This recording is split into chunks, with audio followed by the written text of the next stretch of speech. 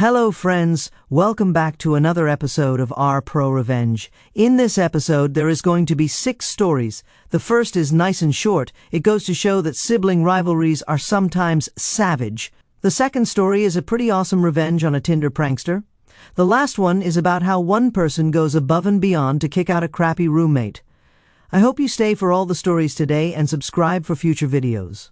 This story is titled ProRevenge Kids. So, I will set the scene.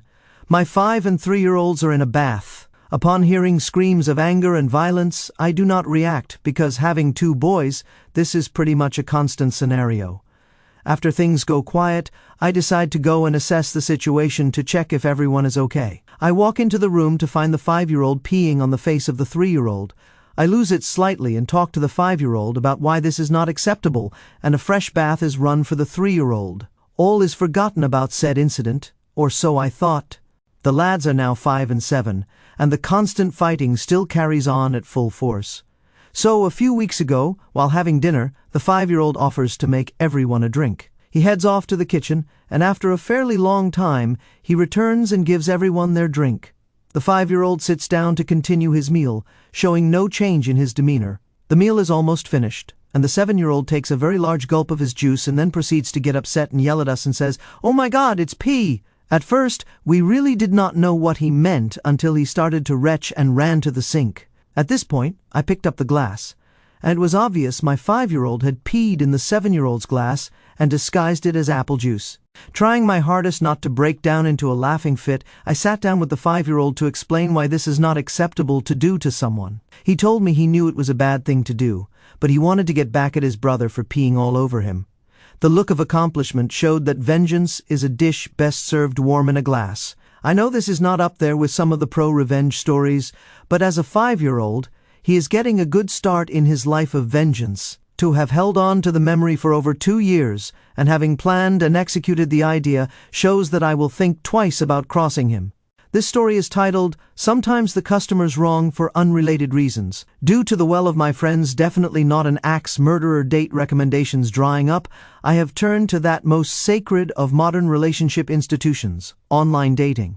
As a very busy person trying to get it on with other very busy people, I prize honesty and directness above all else when it comes to profile creation. I include full body shots in my photos, try to minimize the use of MySpace angles and selfies, and write at the very top of the summary caption and profile that I am fat. Not curvy, not thick, not lots to love, I am fat.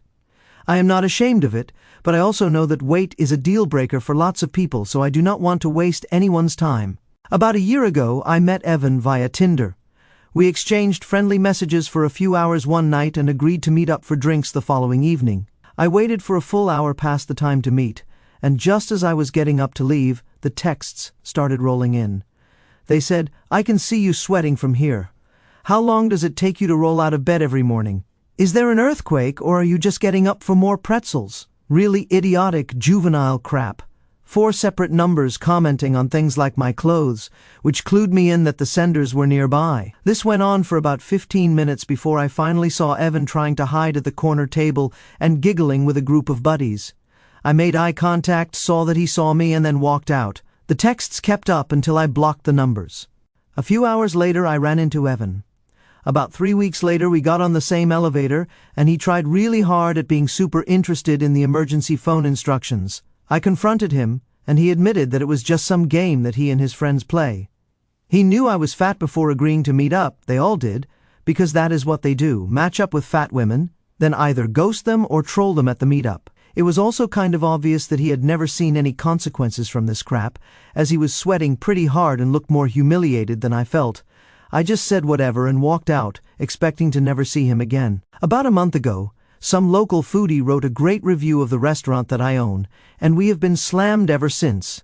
In the past, I stayed mostly in the kitchen, but I have been doing more and more front-of-the-house stuff lately, and on Valentine's Day, I was working a bit of a split between the two. I saw Evan as he was pushing in his date's chair. My name is not on the restaurant, and he did not see me. I checked the section up at the hostess stand and saw that one of my favorite old-timers, Nan, was going to be his waitress. I went to the bar till, took out $400, put it in her hands and said, "This is going to be your only table for the rest of the night. You are going to make this the worst date he has ever been on." She spilled every single thing she brought to the table all over him. I was waiting for him to blow up on Nan, but he bottled it up, obviously trying to make a good impression on his date. She seemed like a perfectly lovely lady. I told Nan to make sure everything was good for her and terrible for Evan. She poured ice water on his crotch. She smacked the back of his head with the edge of a tray. She spilled soup on his shirt.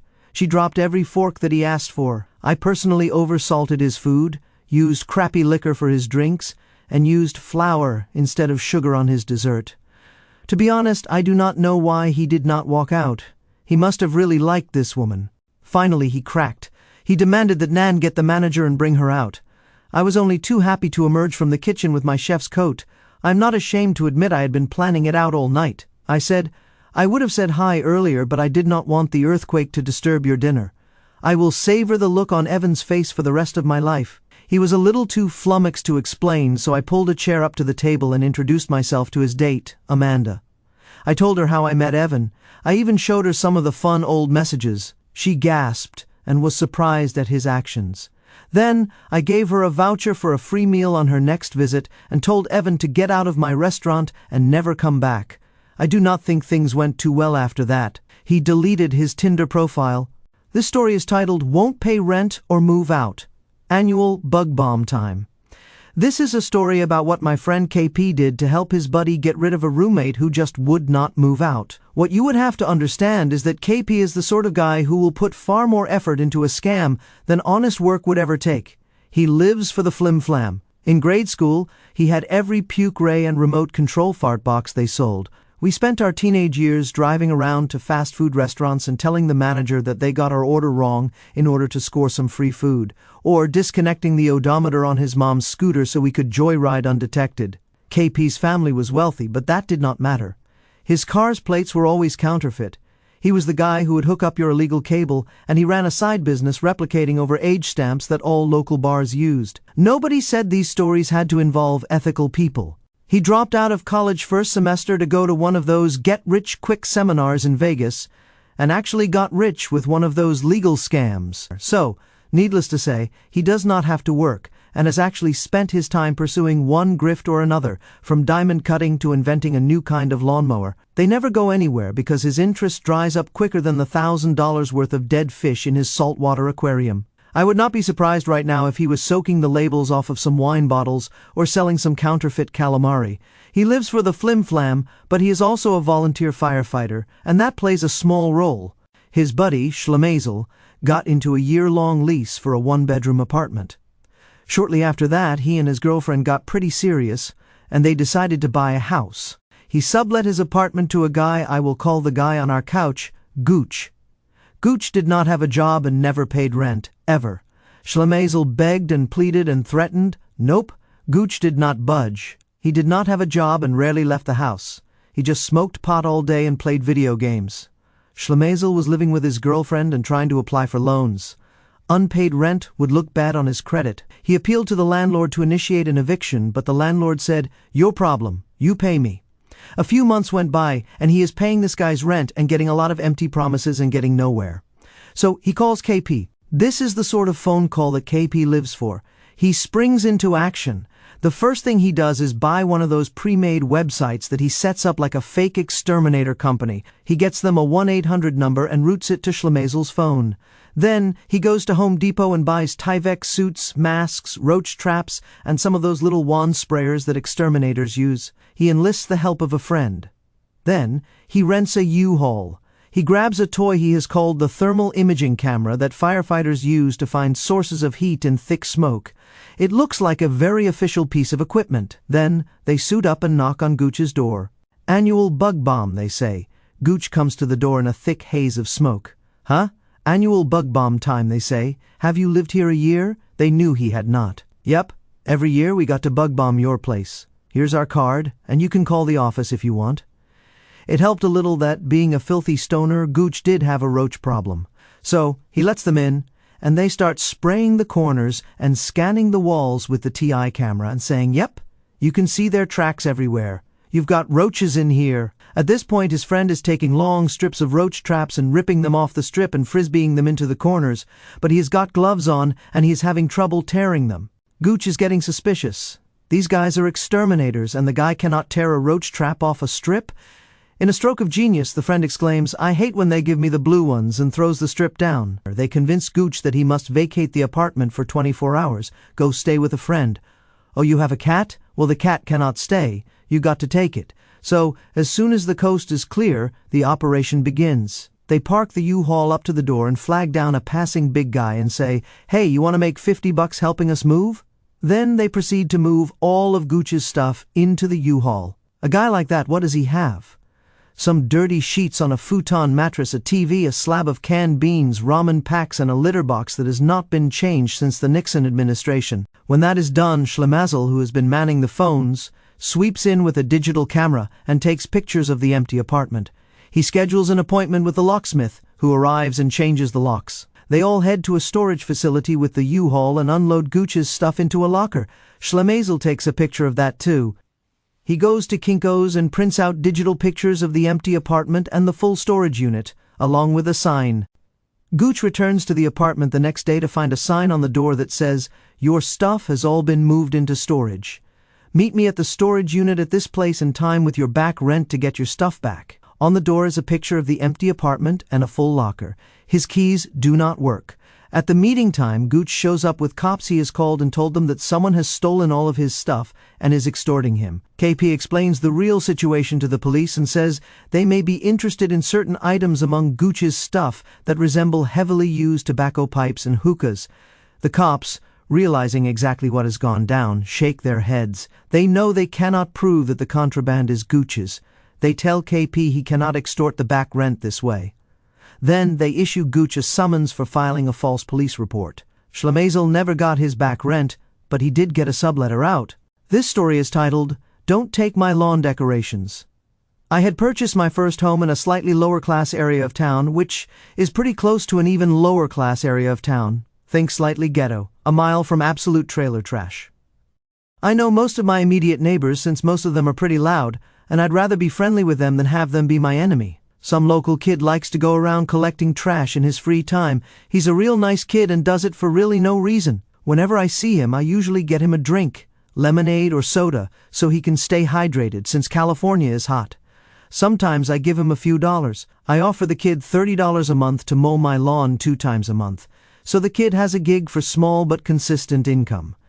The kid takes a lot of pride in his work. He mows the lawn, pulls weeds, moves rocks out of the driveway, and just makes my place look extra nice, even though I don't ask him to do any extra work. The guy's great. This goes on for a few years. The kid is now a senior in high school. The family's not doing so great. Dad had just lost his main source of income, and Mom had accumulated debt, which put a lot of stress on their failing marriage. And the mom didn't treat the kid too nicely. Dad was okay, but the kid keeps on walking, doing work, volunteering, and being a real happy, upbeat dude, despite his troubles at home. The kid starts buying lawn decorations, mostly small little gnomes and some decorative rocks and bird baths, and he decorates my yard. It looks amazing. But I knew he must have spent a lot of his own money on that. I try to reimburse him, and he denies it. He won't take it. I know he needs a car, and I was about to get a newer one for myself, so I gave him mine for free. It was really the least I could do for this guy, for everything he's done for me. A few weeks later, a drunk driver T-boned the kid, and he didn't survive. I was devastated. His parents were devastated, and they soon got a divorce. They were fighting on who gets what, and the father discovers that the mother has had a drug addiction that she'd been hiding, straight out of left field. She wants everything they had, and she lawyers up to fight the battle. Due to the debt the mother had accumulated on the father's bank account, he really had no money and no way to win this battle, and nobody knew where she got her money from. As sad as it is, it's not my affair, until she sent me a letter claiming that the yard decorations are rightfully hers and that she will take them, or else. Now this is a problem. I get it. You lost your only child, you're in a lot of pain as a parent, but you were never a good parent to him. I was closer to him than you by a long shot. So I had a meeting with the father and told him not to worry about the court costs, because I was stepping in to fund it. I decided to cover all of his court costs. Long story short about their divorce battle, he wins, and he gets to keep everything and even gets a restraining order on her. He then files for credit card fraud and puts all the debt on her. I heard from the father that she was actually arrested for driving drunk and was searched and had a decent stash of meth on her. She's currently awaiting trial for that, while the father is now living a relatively stress-free life. And oh yeah, I got to keep my lawn decorations. Rest in peace, Jonathan. You're missed. This story is titled Audible Bang. I worked for a safety agency for over a decade. It was a small organization, nothing fancy, and we rarely saw danger, save for the occasional old couple that would park in our empty parking lot and have relations. If you've ever had to see a wrinkly pair of bodies entwined on a high-resolution camera, you'd understand the danger that I had to face. And I digress. At any rate, when I started with the organization, it was well organized. All files were meticulously kept.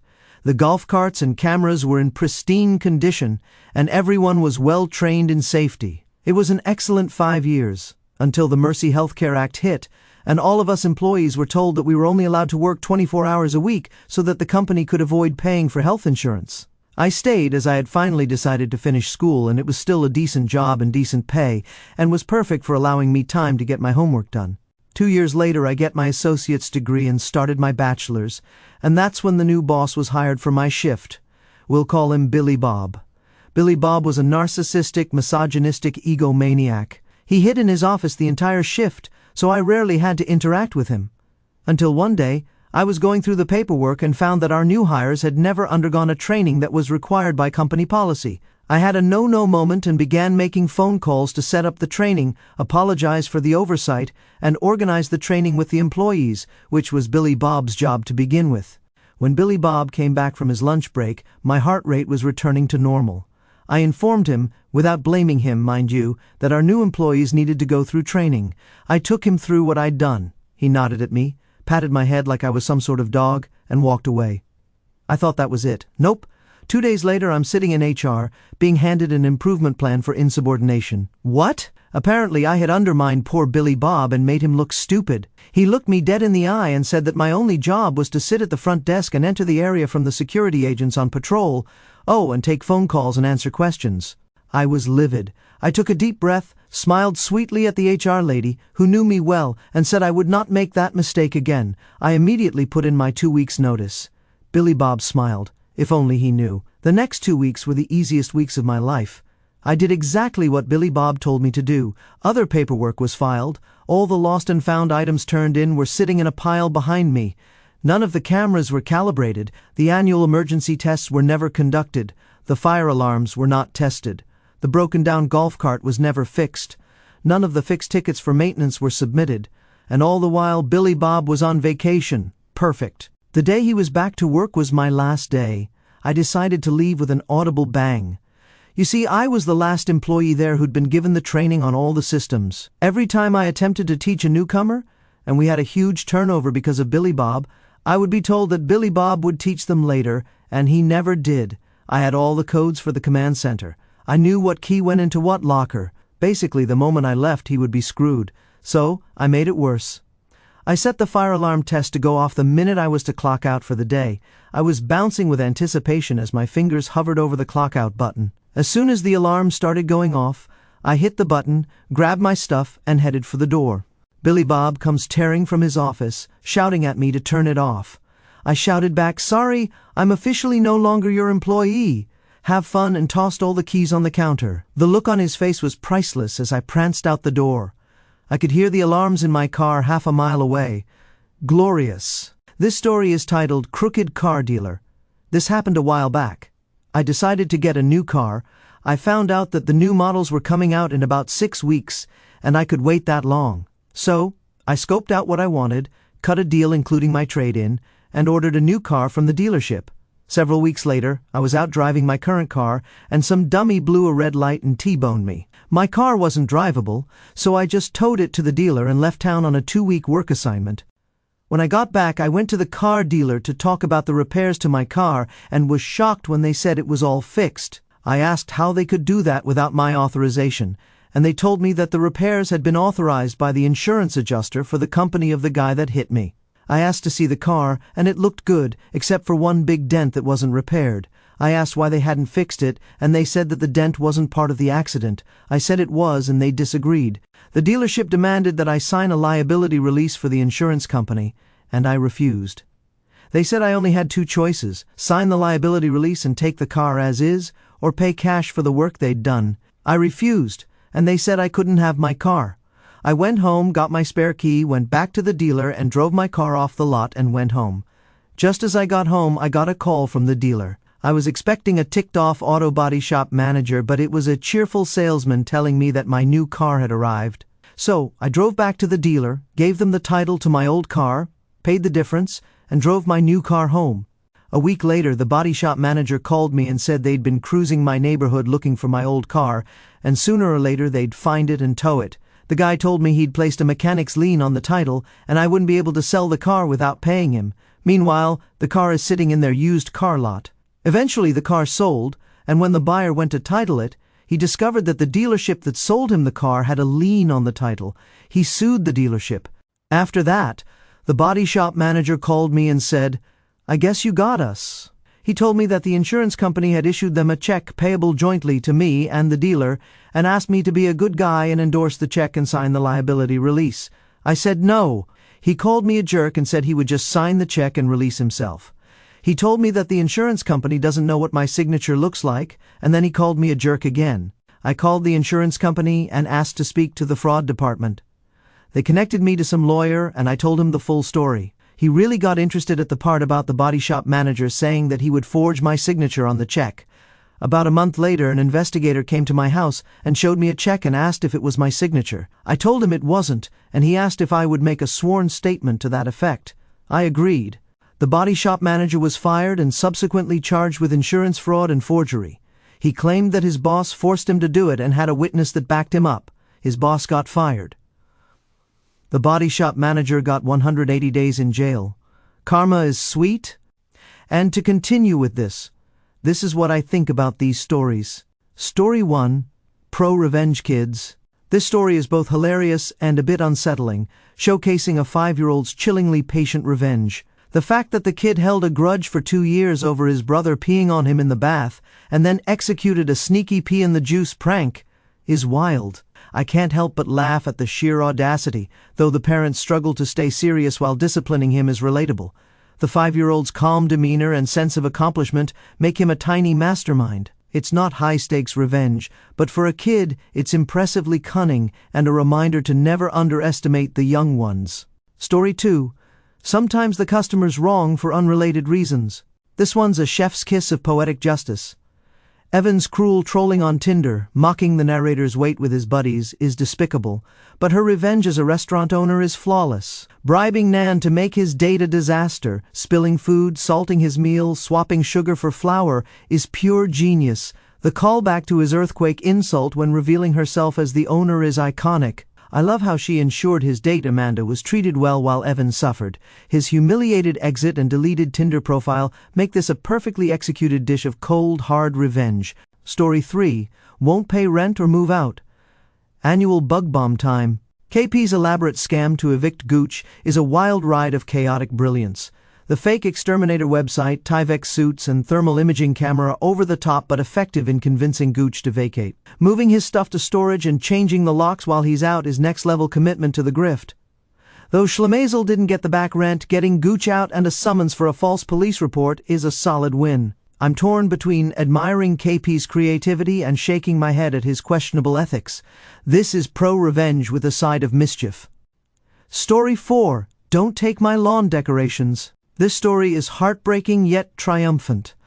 The kid's dedication to beautifying the narrator's yard despite his tough home life is so touching, and the narrator's generosity with the car is heartwarming. The mother's audacity to claim the lawn decorations after her son's tragic death is infuriating, especially given her neglectful parenting and hidden addiction. Funding the father's legal battle to win the divorce and keep the decorations feels like justice for both the narrator and the kid's memory. The mother's arrest for meth adds a bitter but fitting end. Rest in peace, Jonathan. Story 5. Audible bang. Billy Bob's incompetence and condescension make this story so satisfying. The narrator's discovery of his failure to train new hires only to be slapped with an insubordination improvement plan is maddening. Her malicious compliance, doing only the bare minimum and letting the systems fall apart, sets the stage perfectly. Triggering the fire alarm on her last day as she clocks out, leaving Billy Bob scrambling, is an epic exit. The image of her prancing out to the sound of blaring alarms is glorious. This is a masterclass in leaving with a literal bang. Story 6. Crooked Car Dealer. This tale of outsmarting a shady dealership is pure karma. The body shop's unauthorized repairs and refusal to fix the remaining dent, followed by their attempt to strong-arm the narrator into signing a release, is infuriating. Stealing the car back with the spare key and trading it in before they could enforce their fake lien is a bold move. Reporting the manager's plan to forge the signature to the insurance company's fraud department, leading to his firing and jail time, is the cherry on top. This story proves that standing your ground against crooks can yield sweet justice. Hey friends, I hope you enjoyed today's episode of Our ProRevenge. If you did, leave a comment below letting me know what you think and which story was your favorite. If you are not subscribed, hit that subscribe button and turn on notifications so you do not miss future stories. See you guys in the next one.